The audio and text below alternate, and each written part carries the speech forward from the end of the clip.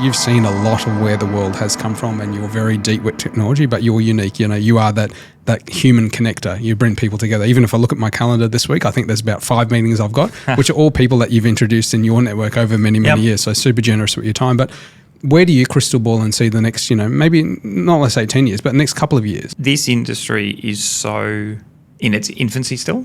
You think about the technology industry and really what made it. It's probably had 2 big phases. The first phase was just the invention of silicon, right? So you go back to the first computers, and silicon then democratized it, and we had PCs, right? So up until the internet, that was sort of the first phase of our industry.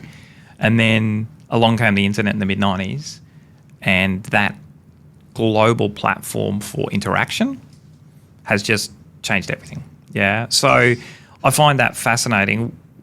One of the things you talked about just then was connecting. I think that element of our industry is a little underplayed, just how powerful the technology industry has been at connecting everything in the world.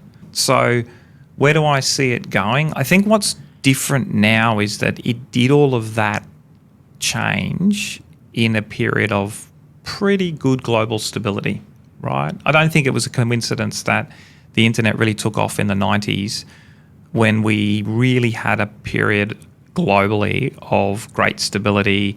It was post the fall of the Soviet Union. Everyone thought capitalism had won, you know what I mean? And then the world changed again, right?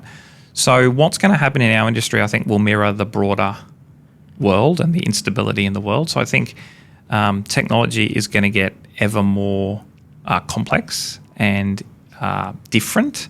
The basics are never going to be more important, right? So really good connectivity is now probably the single most important thing if you're trying to build a technology strategy, right?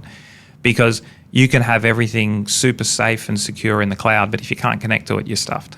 Yeah. So I'd be doubling down on connectivity.